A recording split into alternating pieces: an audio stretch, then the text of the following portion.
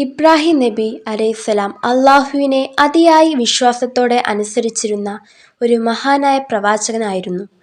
അള്ളാഹുവിൻ്റെ കൽപ്പന പ്രകാരം ഭാര്യയായ ഹാജറ ബീവിയെയും കുഞ്ഞുമകനായ ഇസ്മായിൽ നബിയെയും വെള്ളമോ ഭക്ഷണമോ ഇല്ലാത്ത മരുഭൂമിയിൽ വിട്ട് പോകേണ്ടി വന്നപ്പോൾ പോലും ഇബ്രാഹിം നബി അലൈഹിസ്സലാം അള്ളാഹുവിൽ പൂർണ്ണമായി വിശ്വസിച്ചിരുന്നു.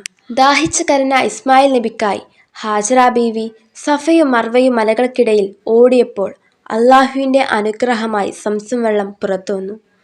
ശേഷം അള്ളാഹുവിൻ്റെ കൽപ്പന പ്രകാരം തൻ്റെ ഏറ്റവും പ്രിയപ്പെട്ട മകനായ ഇസ്മായിൽ നബിയെ ബലി നൽകാൻ പോലും ഇബ്രാഹിം നബി അലൈഹിസ്സലാം തയ്യാറായി.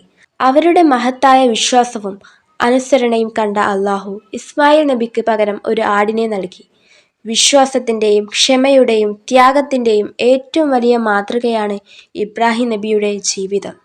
ഇന്ന് ഞാൻ സംസാരിക്കാൻ പോകുന്നത് മുസ്ലിങ്ങളുടെ മഹത്തായ ഒരു ആഘോഷമായ ബലിപെരുന്നാളിനെ കുറിച്ചിട്ടാണ്.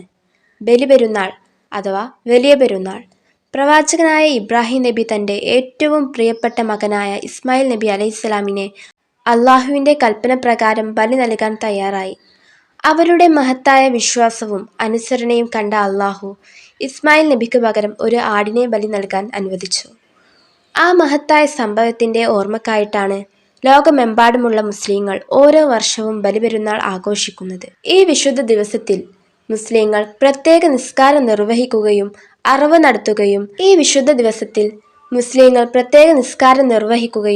അറവ് നടത്തുകയും ദരിദ്രർക്കും ബന്ധുക്കൾക്കും മാംസം പങ്കുവെക്കുകയും ചെയ്യുന്നു. ഇത് സ്നേഹത്തിൻ്റെയും പങ്കിടലിൻ്റെയും കരുണയുടെയും സാഹോദര്യത്തിൻ്റെയും മനോഹരമായ സന്ദേശമാണ് നമ്മെ പഠിപ്പിക്കുന്നത്.